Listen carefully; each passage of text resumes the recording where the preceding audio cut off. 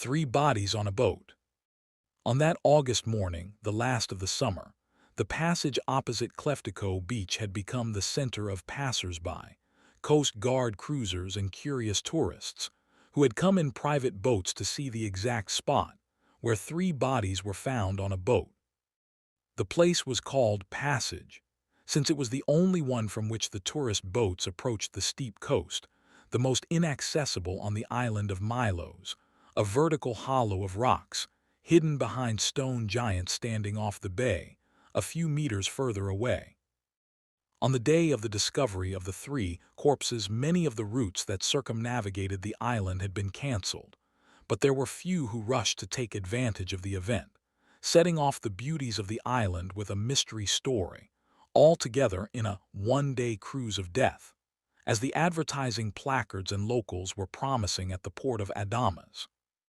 The success of this cruise could be considered guaranteed, since all three victims belonged to that social class surrounded by intrigues, fictions, and semi-enlightened stories with state secrets and secret confessions. The bodies belonged to the Greek ambassador in London Campanas, the staff counselor and diplomatic following Zenides, a 40-years-old Zen Premi, and the patriarch of the international intelligence Lord Selen, a man who had acquired titles of nobility in almost all of the royalist countries of Europe, had achieved a rich marriage with the daughter of an Arab pirate of the oil market, and who used to interrupt his collaboration with the secret services of a country always when he had already secured another, more lucrative and equally safe. His name occasionally appeared on the lists of the most wanted criminals in the Western world, although there were few times when this was done for the purpose of distraction. Many of his principals used to put a bounty on him during the period of their cooperation, thereby offering him the ideal cover to act in their favor. After 3 decades in the political background of the world, one could confidently distinguish allies from enemies. His death, as mysterious and enigmatic as the other two, gave birth to a chain reaction, spread on the island in the form of rumors, spread to the world, and exploded like a bomb in the offices of the largest news agencies. For the Greek secret services, the landing of so many journalists in Milo's island in a matter of hours was an additional headache, smaller but just as disturbing as the puzzle of 3 deaths in a small boat off a deserted coast. And this riddle led to a dead end, because on the night of their deaths the 3 men were not alone. This detail, which only as an annoying strangeness could be dealt with, both critical and confirmed by a crowd of people, displeased the policeman Severe, who had been forced to interrupt the family vacation as the most suitable to go directly to the scene of the incident, before the secret services took over. In return for this violent interruption of his vacation, he was authorized to be the only one to survey the boat and to speak to the 12 occupants of the yacht, which was anchored at a distance of 200 yards. The findings and the depositions confirmed each other and revealed the following. On Saturday afternoon, Ambassador Campanas expressed a desire to try his luck in fishing, a habit that followed him for years in his summer excursions, and his friend Lord Selen agreed to keep him company in the small boat of the yacht. Wishing to give more interest and a taste of adventure to the venture, the 2 men announced to the rest of the company their intention of spending the whole night in the boat, and of returning to the yacht at the first light of dawn. Some expressed their reservations, while few wished to prevent them from doing so, motivated by what they knew or had heard from locals about the strong sea currents in the area. His lordship agreed, at the suggestion of the captain, to load the boat with a small anchor and to cast anchor at the spot they desired, rather than risk being carried away by forces they could not control. Before their departure, the ambassador pointed out a trifling detail, which no one had hitherto noticed, and which concerned those who were to remain behind. They would be 13 in number. Known for his prejudices to those who knew him well, he asked for a volunteer to accompany them, so that the 2 companions consisted of 3 and 12 persons. He offered to go with them his personal advisor Zenides, and the three of them departed pulling oar shortly after 4 o'clock in the afternoon. They dropped anchor 200 yards away from the vessel, about half the distance up the shore. They had taken with them sleeping bags and supplies for the night, and intended to throw the first fishing lines after 6, since the last boat of those who make all-day cruises around the island would pass by. They wanted discretion and quiet. For this reason they all three wore a large straw hat, which hid the face and prevented the passengers of the boat from seeing them from above. The choice of the hats caused a cheer in the company, since all three were female, and had borrowed them from the cabin of Madame Balearic, the ambassador's wife. In addition to this precautionary measure, Lord Selline's personal guard was tasked with checking the boat and the surrounding area with binoculars. The last signal for communication was sent from the boat before 8:30 in the evening, when Madame Balearic and two damsels heard the ambassador shout a salute and saw him wave a hand. The night rolled on like all that had preceded it in the last 2 weeks, with the 8 passengers gathered on the main deck, around a high-end dining table, and the 4 men of the crew at their respective posts. At last the ambassador's wife retired to her cabin, a little before 3 o'clock at daybreak, under the eye of the sentinel at the front of the deck. The interesting element of the case, capable of allowing the imagination of any would-be researcher to rage, were the conditions, or, to observe the accuracy of the word, the findings along with which the 3 men were found dead the next morning.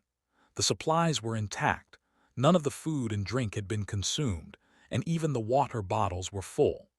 The yacht chef swore in fluent French that the bag of sandwiches and fruit had been found just as he had filled it himself.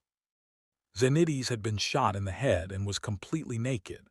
This detail raised some suspicions about the springs of his own death at least, but Drimos preferred to put aside any assumption of homosexual relationship, and much more the possibility of erotic rivalry. Given the status of at least 2 of the 3 dead, the case could be described as a settling of accounts between double agents. On the body of the ambassador and on that of his lordship there was no visible sign, bearing witness how they died, so fatally the first inquiries were turned to the yacht and to the shore. A quick review of the camera file on the yacht's antenna confused the officers more. The darkness provided a limited view, but looking closely at the surface of the water from the yacht to the boat could not discern anything suspicious. No one seemed to have approached the boat, nor to have strayed from her. The coast was so steep that any attempt to approach it from the land and descend the perpendicular cliffs to the sea would have meant sheer suicide. In the initial estimates of the police was also discussed that of the existence of a diver, who might have approached the boat underwater, had acted and had been removed in the same way, but Drimos preferred to leave aside this possibility for the time being. The reason was obvious. The 3 men had not been murdered in the same way. The investigation team from Athens further darkened the situation. The first forensic investigation, carried out on the island, showed that both the ambassador and his lordship had died of cardiac arrest. How many chances were there for this to happen within the space of a few hours in a boat anchored off the coast, and with a third body beside them from a bullet in the head? The toxicology tests were accelerated as far as possible, and a few days later the chief inspector of investigations called Drimos to his office. A quantity of poison had been detected in Campana's body, yet his death still remained a mystery after his stomach was found empty. He had not eaten or drunk anything for hours, and this was confirmed by the record of supplies on the boat: 9 cold sandwiches, 3 packs of biscuits, 3 packs of juice, a sealed bottle of wine, a few fruits, and a dozen bottles of bottled water had been found intact beside the 3 bodies, exactly what they had taken with them. Lord Selline's stomach contained remnants from lunch, but their composition suggested the existence of poison. But his own heart stopped beating because of a strong amount of poison found in his system.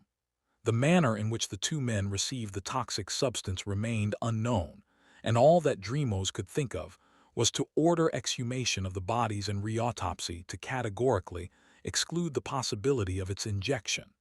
His proposal was flatly rejected. The forensic examination had been thoroughly thorough, and in the bodies of the two men not a trace of a needle had been found. Drimos accepted with a grunt the answer as correct and demanded to know the hours of the three deaths.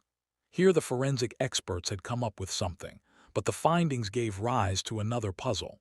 Campanas and Xenides had died first, between 2 and 3 in the morning, without any indication of who died first. Lord Selene had died shortly afterwards. Both these inconsistencies could not be taken as misfortunes or even as coincidences. Drimos had never believed in the power of coincidence or the star of chance, but he could now believe in an organized plan, similar to the oil painting he had once seen in an exhibition under the enigmatic title, "The Serpent That Eats Its Tail." Maybe two of the three men had killed each other. Maybe again Lord Selene was the perpetrator of the first two murders. But how did he end up dead himself, and even 3 hours later? Was there some unseen brain behind all this mystery, or was he faced with a plot that ended where he had started, from the perpetrator, who eventually became a victim himself? 2 Scotland Yard inspectors, an MI6 executive and 2 officers from the Geneva Office for International Research had been added to the investigation team. Drimos found no explanation in the intermixture of the last two, nor could he justify Geneva's ability and right to investigate internationally. But he preferred to keep his ignorance unsatisfied and pretended to be obliged. All 5 put forward 3 versions, each of which could perhaps justify such a confusing sequence of events. Xenides killed Ambassador Campanas and Lord Selene, committed suicide, and his lord's death occurred in a delayed manner, perhaps by some trick. Perhaps again the 3 men killed each other in some way, not obvious but indifferent, since the evidence was not sufficient to attribute the guilt to a 4th person. Finally, perhaps the murderer was Lord Selene, and then he found death due to an evil coincidence, perhaps in his attempt to raise the anchor to escape. The 3rd version belonged to one Swiss official and was accepted unanimously on condition that the term coincidence be excluded from the official report. All the while the grim man was trying to hide his smile deep in his eyes. His lips always refused to smile in time of service. They were naturally sealed and would not open unless there was a serious reason for his learning or refusing something. His supervisor asked for his version too. He spoke as if he considered it an obligation of all to agree with him, with steady intransigence, as he always did when he knew that he was right. Out of deference to the degrees of the rest, the doubt which possessed him of what he heard was veiled in condescension in the tone of his voice. All versions could stand, as long as their initiators managed to answer 2 questions. Why were all 3 killed on the same night? And most importantly, how the poison was injected into the 2 men, since all the drinks and food had been found intact next to them. He looked at the 6 opposite him, and his thoughts stood for a moment undecided. He didn't know if he should go on. The English agent showed the greatest interest of all and begged him to go on. He could not do it, pretend that he was in the same impasse as them, and let the case close with one of the 3 mockeries of reason. The heaviness had spread through him from the moment his supervisor's call interrupted his vacation. Irene and Katerina had certainly not forgiven him the end of their journey from the very second day. And the reason of all this was a game of spies which was not worth playing, since 11 times out of 10 each such game had at least one victim, and he was in no mood to be added to the list of victims. His gaze stopped at his superior. This kind of loyalty will destroy all Greeks one day. He spoke in Greek, but the stones that came from his lips for words testified to the ears of all his annoyance at what he had been asked to do. He was the first to speak with all who were on board the yacht, the only one who had a clear view of the first hours after the discovery of the bodies. His observation of his experience with men, his judgment that did not easily pass an assertion and was not deceived by a false element of character, all these might offer the first key to the solution of the mystery. He remembered his meeting with Bellaris. He first saw her as he was standing on the deck of the harbor boat, and by the time they shook hands he thought she was talking to a child. She did not look more than 16, though she was nearly 30. She was short and quite thin. Her body seemed to struggle without being able to escape puberty. Her coloring was rudimentary, compared to the glaze of luxury around her, while her hair short enough for a mature diplomat's wife, almost boyish, looked like a teenager who was not sure what to do with it, a set of short forearms and bangs that sprang up without order. The only sign which testified to a woman's coquetry was a large diamond stone hung at the neck, a bright red stain showing upon the half-naked body. He perceived the difference between her figure and her age by the clenching of her hands sinewy and demanding with a texture of planed wood, and by her deep, enraged voice, which left an amorous promise at the end of each sentence. Her challenge had nothing to do with him. He perceived her expectations of all the world, her will to challenge and prevail. She distributed words and sentences in the same tone, a mixture of contempt and amorous desire at the same time towards all, men and women, as if she were orchestrating the passions of the former and the envious submission of the latter under her self-evident superiority. She was the most insignificant in stature, the most deprived of feminine graces, and yet she passed and rose among them all like the undoubted queen. Drimos wasted no more time in considering his conclusion, beyond that required for a formal handshake and a recommendation. The route from the middle of the deck to the bridge, preceded by 3 paces, was sufficient to recapitulate and put a title. A spider-woman, a trousseau, was advancing before him. The distance of 40 years from her husband was too great to convince him that love or any other flower of the human heart could unite them. A golden bridge of wealth and glory, however, sufficed to do it. She herself seemed not to care for the attitude of denial with which the constable treated her husband's eulogy and the refined manifestations of lamentation for her loss. In the last stanza of her discourse, less elegant than the rest, and as steep as a fall on a slope, the intendant caught something, which then sounded so irregular, and which now, when he thought of it again, he found almost inexcusable. "My life is ruined. The future is so uncertain now," she had told him. Was it an emotional sharpening in the words of a woman who saw the world's enmity and its loneliness encircling her, or his defiantly silent attitude, while she was talking to him, forced her to derail the carefully designed line of mourning and proud grief, on which she balanced so skillfully until then? Judging by her oblique gaze in a fraction of a second, which flew from the glaze of the table on him, she kept for answer the second version. How is it possible that a young woman, a widow well-known diplomat and heir to the great estate to feeling of insecurity with the death of 74-years-old husband? What's the future of the talking? What future could she be waiting for on the side of an old man? She interpreted her words as an unorthodox attempt to persuade him about her feelings for campanas, but no one could ignore what any common sense would suspect: a love triangle with the third angle well hidden. Could it be that in this corner lurked the Don Juan secretary or the 50-year-old lord? Since from the incident of the 3 deaths, the widow declared herself devastated and insecure, then yes, perhaps this last statement was about the loss of one of the other 2 persons. If behind the 3 deaths lurked a devilish plot of 2 lovers, then something had gone wrong and the widow had every reason to fear. Unless it had all gone treble, and the last claret which the widow served him was intended to confuse him. He could never be sure with men, and more so with those who rule and judge the destinies of nations.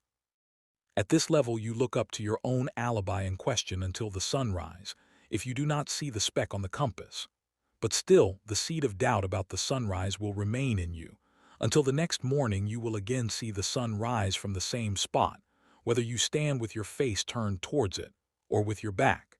He judged it right to see the sun rise again, but this time from behind.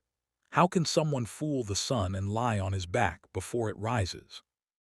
There was only one way, to convince him that he has a back and to make him look behind him, and if he loses his steps from the west by the first dawn of day, the compass will have pointed south. Why south? The yacht was moored south of the boat, wasn't it? he asked. What does that have to do with the widow? South, as the currents in Kleftiko beach. I can't follow you. Drimos asked for a few hours and walked out of the office.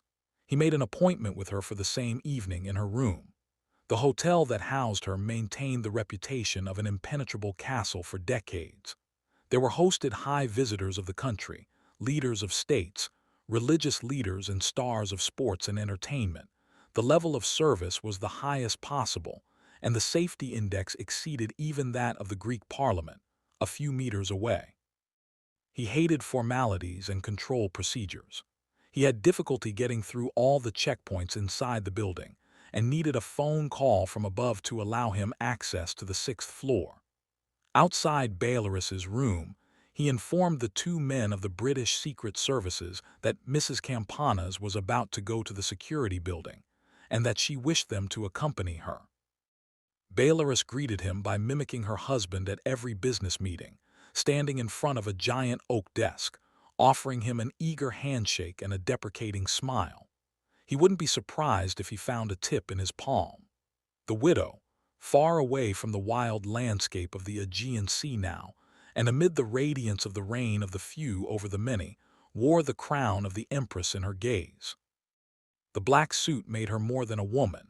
It painted her in the memory of those who would see her as the goddess of seduction and lust. The silk stripped her body instead of dressing it, and Drimos felt grateful for his old familiar diamond stone, which had succeeded in drawing his attention to her neck before his manhood had betrayed him. The diamond swayed a little with a pendulum motion. He wondered if he had before him the same woman as the one who had received him on the yacht a few weeks ago. Her smile, mellow now and destined to be oblivious, betrayed how well prepared she was. The head-on attack was not enough to shake her and make her yield to his question. After listening to him for 2 minutes, she answered his question with a question. Why should I believe you? Faith begets faith, madam. That's the only way I can believe you. Speak to me frankly and you will find it out, he replied. Let me get this straight. Are you accusing me of a murder, sir?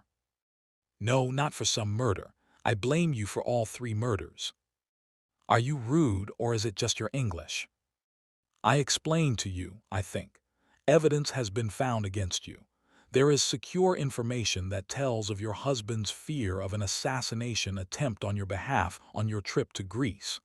The forensic report and the findings on the boat prove that his fears were correct.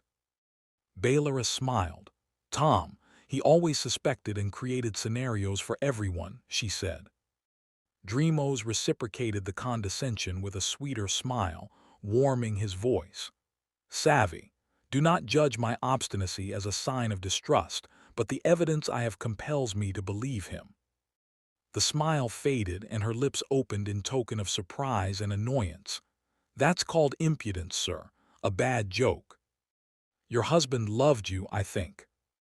There's no way Tom could have said such a thing. There's an affidavit in my office, madame. May I see her? Of course. She got up from her seat and passed into the sitting room. She came back with a little bag in her hand and a handkerchief tied round her face. Let's go, he said, and advanced to the door. His voice stopped her before he opened it. One moment, please. Before we leave, I must inform you of what awaits you behind this door. If we get to safety without a confession from you, the case will be taken over by the gentlemen of the British Ministry and MI6, who are waiting for you there. You will be deported from the country and your fate will be unknown now. As long as you are under the investigation of the Greek authorities, and if you confess, you are entitled to stand trial only for the murders. Otherwise, the indictment changes, and I cannot guarantee that your trial will take place in Greece. A warrant has already been issued for your extradition on charges of espionage and theft of classified information. If you are extradited, I doubt if your case will end up in a courtroom. She frowned and took a few steps towards him. If I have your confession, even oral, before we leave this room, by the Greek laws you are mine. Better prospect, I suppose, than ending up in some MI6 Geneva basement. She weighed separately every danger that lurked in her, and was forced to admit that Greece was preferable to trial. Before he agreed, he wished to have a proof of what Drimos knew. "You said my husband was afraid I would murder him. If so, then why didn't he avoid it?" "Because he never expected that you would poison him with 2 sips of water," Drimos replied. It was the moment when the labors and thoughts of weeks had yielded only a hypothetical conclusion, an unimaginable, exaggerated truth that was now being tested in the cloak of certainty, a bluff that would either end the puzzle or ridicule it in her eyes, the same as the second when the ball bounces on the hoop in dead time, and its fall brings out the winner and the loser. He could, if he would, hold his breath and wait, but her look showed him that there was no need to do so. She looked at him wonderingly, not because she did not understand what he was saying to her, but because she could not comprehend the way in which he had found it out. He approached the desk, untied the handkerchief, and left it with the bag upon the varnished wood. She crossed her arms and threw her weight back. The diamond moved upon her breast and marked him with its gleam in the lamplight. "Where do you want me to start from?" she asked. "Take it from where the 3 of them board the boat." Belarus looked at the men opposite her, and then at him. "Better learn some things before that," the woman said. Their looks crossed over the table as if asking each other how ready he was. Drimos was not ready. He was indifferent to what was to be done. He urged her to go on with a pretentious gesture of acceptance of what was to be said. "When Xenides and I decided to kill Tom, we agreed that this had to be done in such a way that we had a strong alibi each and there was a witness to it. The case of the boat seemed to us ideal. I never loved Xenides. But I had to pretend to be in love, lest he should be suspected." "Suspect what?" the British asked. "Her relation to Lord Selene," Drimos replied. "Let us rather say our cooperation. Behind all this there was the need to complete a transaction with the Lord," Belarus added. "When the boat ride was decided upon, I knew what I had to do. Tom had been on a strict diet lately, and the doctor had recommended him to consume a great deal of water. I was sure this was the right way. So it happened. Tom drank water and the poison acted. This is a plan set up by the 3 of us. It was supposed that Tom would drink water from a certain bottle which Xenides would give him. He was the only one my husband trusted. Then Lord Selene would shoot Xenides after Tom had died. He always carried a gun. All he needed was a silencer to keep the shot from being heard. Why would he agree to do such a thing? I told him that Xenides had been wooing me for a long time, and that he was blackmailing me that he would talk about our relationship. That would not ruin him. His superior would ruin him at the same time. The lady does not mean her relation to Xenides. She means her real bond him with Lord Selene," the scowl replied. "Mrs. Campanas could never fall in love with a peer of her own. She prefers men strong and older than she. Xenides was simply her slave, her lover was her lord." "You are right. Xenides had to get out of the way. The conjuncture was singular. His lordship would shout, pretending that he had just witnessed my husband's death, and shoot him. In the darkness it would seem almost nothing. He could then claim that he had come to arms with Xenides and the gun went off. My testimony would confirm his. It was enough to convince everyone that Xenides was bothering me and blackmailing me for something I had never done with him in return. Let us leave the exchange, Mrs. Bell. There remains one more death to be explained," the Swiss official interjected. "Yes, his lordship's death. I can't understand what happened, what went wrong." She looked at them one by one in wonder. "Let me answer for you." Drimos got up and walked to the bottom of the room. "After you have first told us why your husband and his lordship went out on a boat. But for fishing. Tom had a passion for fishing, everybody knows that. Yes, it was a convincing pretext, but not the real reason." He approached and stood facing her. He pulled the diamond hard before she could react. The chain broke, and the red stone was left in his hand. "The real reason is this here. A diamond." He turned and looked at the Swiss with irony. "Diamonds hang from real chains, and they don't move with the slightest bend of the body, Mrs. Bell. Too big to wear constantly, too light to move over you at the slightest movement. The diamond is fake, plastic. You forgot to tell me that at the hotel." He held out his hand and offered it back to her. "Can you open it, please?" he said. She got annoyed. He pressed it and the jewel split in two. Its interior was hollow. Inside one of the two pieces, Drimos discerned a tiny board. He picked it up and picked it up, for all to see. The chip changed hands and ended up on the table in front of the MI6 agent. "What is it?"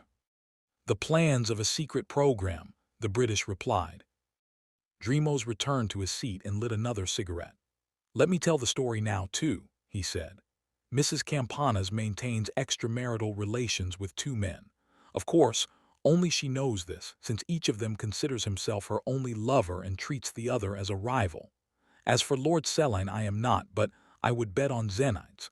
Mrs. Campanas shares classified information from her husband's office, and with the help of his advisor sells it to Lord Selene. This particular chip is obviously worth a lot for three people to lose their lives." He looked at the British officer. "I cannot speak of it," the British replied. "Well, we agree then on its value. Mrs. Campanas has an offer for this object. If the sum she confided to me is real, then I understand her plan. It is her chance to begin her life afresh, away from the dangers and misty surroundings of her life in England. What has London's climate got to do with it now? I speak of her husband's surroundings. Together with the money, she can earn one more thing, her independence, get rid of both her accomplices. He confides to both of them the plan of killing Campanas. It is supposed that as soon as the ambassador is dead, the two of them must return to the yacht. Then he catches his lordship and proposes to kill Zenides, pretending surely that they are in danger of being revealed because of him, or that he blackmails her, or both. They agree that he should have his gun with him and shoot him as soon as he is sure that the ambassador is dead.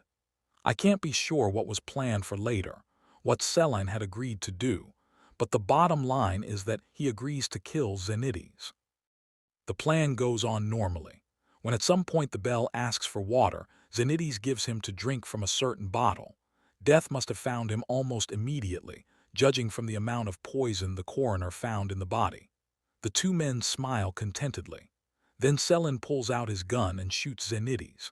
Somewhere here the plan must have foreseen that his lordship would return to the yacht agitated, or that he would begin to call for help. But neither is the case. Wait a minute, sir." The Swiss chief rose from his seat exasperated. "All this time we have heard you talk of guns, of gunshots, and of poisoned waters, but not a gun was found, either in the boat or at the bottom, nor was water missing from a bottle." Drimos looked at him equally annoyed. "Of course no gun was found, and it was never possible for water to be missing from a bottle," he said. "Do you yet perceive the reason?" he retorted with irony. "Consider. Since Selene killed Zenides, he must have been convinced that he has a very good way of getting away with it, but nevertheless he is also found dead, poisoned. What's the reason, and in what way? Captain, I remind you that no gun was found in the boat or at the bottom." "Of course he wasn't found. Mrs. Campanas was beside him," Drimos replied. "I know that such a thing sounds impossible and evidently tests your patience, but consider the possibilities. It is the only way that his lordship could be killed. And it is so plain that such a thing has happened that none of us have thought of considering it for so many days. Mrs. Campanas is waiting for darkness to fall. She does not know when she will ask her husband to drink water, but she certainly has colluded with her accomplices, so that everything happens at a certain time. I wonder if either of them thought of asking the reason for it. To her, it was important that the murders should take place quite late in the night, when all on board the yacht would have retired to their cabins. She needed the guard's alibi. The sentry indeed saw her go to her cabin at 3 o'clock. I do not know how, but I imagine that her small stature and perhaps the sleepiness of the guard helped her to get into the water without being noticed. From then on everything depends on her. He swims to the boat noiselessly. Selene does not perceive the end of it approaching him. Mrs. Campanas appears through the water and takes him by surprise. She takes his gun and points it at him. Somewhere there the show comes to an end. His lordship understands her trap, but it's too late for him. He knows he's going to die. He understands why it all happened, and all he has left is to get the microchip out of her hands. Where does this come from? The Swiss was still standing facing him. Drimos let a smile of satisfaction light up his face. The chip was the ambassador's, and I am sure he never parted from it while he was on holiday in Greece. Mrs. Campana knew that. Explain to us how Selene was killed. Selene was not killed by anyone. Quite simply, he killed himself. When he realized that his end was foreordained, he preferred to choose it himself and leave a huge void. Before Mrs. Campana's has time to shoot him, he takes the bottle with the poisoned water and drinks from it. 2 deaths, almost at the same time in the same way. This is something that leaves question marks. The times of deaths will be seen in the autopsy reports. How is it that 2 people were poisoned, and between the 2 deaths that a third was involved by a gunshot? This is a clear indication, which obliges us to believe in the involvement of at least one more person. But all the bottles were full of water when you arrived, the Swiss insisted. The water with the poison was replaced with seawater. No one thought of checking it, but it seems to be the only convincing explanation, right, Mrs. Bell? Baylorus made no reply. I don't understand. Why so much intrigue, what so much perplexity? One wondered. And how did Selene intend to escape if Mrs. Campana's hadn't killed him? We would pin the murder of Xenides on my husband and not replace poisoned water with seawater. So you would have believed all his lordship's assertions, that the 2 of them had quarreled. There is evidence that can prove that Xenides had reason to kill Tom and had planned the murder, since he was the only one with exclusive access to his belongings. Why should he kill him? Who would believe such a thing? Xenides was really in love with me. He often told me that sometime he would be given a chance to get him out of the way, so that he might have me all to himself. I suppose some of those words have been recorded, haven't they? He added fiercely. It took hours of formalities and consultations with 2 embassies, 3 ministries, and a few obscure contributors, until the 2 were left alone. Drimos accepted the whiskey offered him along with permission to smoke a last cigarette.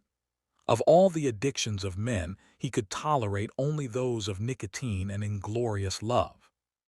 He despised the rest and ranked those who chose drink lower than all, justifying this choice with an undeniable conclusion.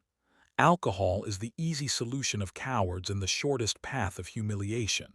He drank rarely, never on duty, and disliked alcoholic cops. He could smell them from afar, not by their breath, but by looking them in the face, measuring their movements and their walk, watching through the hazy glass they have for eyes. Those who found themselves beside or below him changed their station and service formally, or by his own method, that of silent persuasion which always stopped at a broken jaw or a black eye. Those around him hated him for his snobbery, christening him fascist and sclerotic, but making sure in joint operations to appear sober, and in the few minutes of coexistence in the security canteen to hide alcohol in a glass with orange juice. This evening, a cycle of investigations was closed with success, and the Greek authorities owed this to the acumen of one man. The superintendent accepted the congratulations of the minister and the head of the corps, and justified his officer in refusing to take part in this short telephone feast. Drimos smelled the expensive barley distillate before he drank. He stirred, but he forced himself to stand up and try a little, and rinsed his mouth with a thick cloud of smoke, which held it all about him. The boss looked and sounded very happy. I can't understand how you got her out and made her confess. Dimly he brought to mind the image of the diamond, the tired eyes looking at him from the deck of the yacht, and he nodded as if to agree with the voice within him. Observation and psychology, he said. From the first moment I knew something was wrong with her.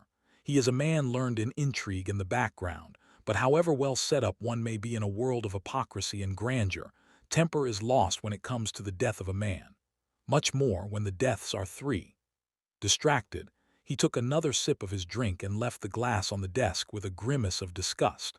He drew out 2 strong doses of tobacco, and the cigarette ignited his fingers. When I first saw her, her eyes were red, but not from the late night. They were the eyes of someone who had spent hours in the water. Then there was that diamond stone. No matter how dressy a woman is, she would not wear such a heavy jewel at sea, and even while the man has just died. When I saw it again today at the hotel, I made sure it was something more valuable to her. And finally were her words in the first statement she gave, the uncertain future she had to face. That was indeed a bell. I guessed and bluffed, that's all. You were lucky he took a bite. Drimos smiled ironically. Yes, lucky, though it is often necessary to insist upon a truth to uncover a lie or a secret. The superintendent raised his eyebrows in wonder. There, that Swiss, for instance. He was the only one who tried to trip me, and he had every reason to. The danger, you see. As he gets nearer, some can't stand him even as an idea. What is this now? What you didn't notice, a microchip. Well, what of it? A microchip, she got it after all. The chip belongs to the British. I gave it to the... You gave a chip, not knowing what you gave. Where is the jewel, do you remember? The sight of the shining stone illumined his mind. The chip was in front of the British agent. Everyone had seen him take it, but what about the pieces of the fake diamond? He could now remember very clearly the widow thanking them and being led to the holding, the Swiss and British standing around his desk, greetings and thanks, hands crossed, and then the two pieces of the diamond missing from the desk. Drimos got up and walked to the door. For a moment he thought of speaking, of telling him of his agreement with Mrs. Campana's, her part, to provide a confession, and his, to allow her to give the real microchip to her principals at Geneva. Wait for a telephone from the British embassy, he said, and walked out of the office.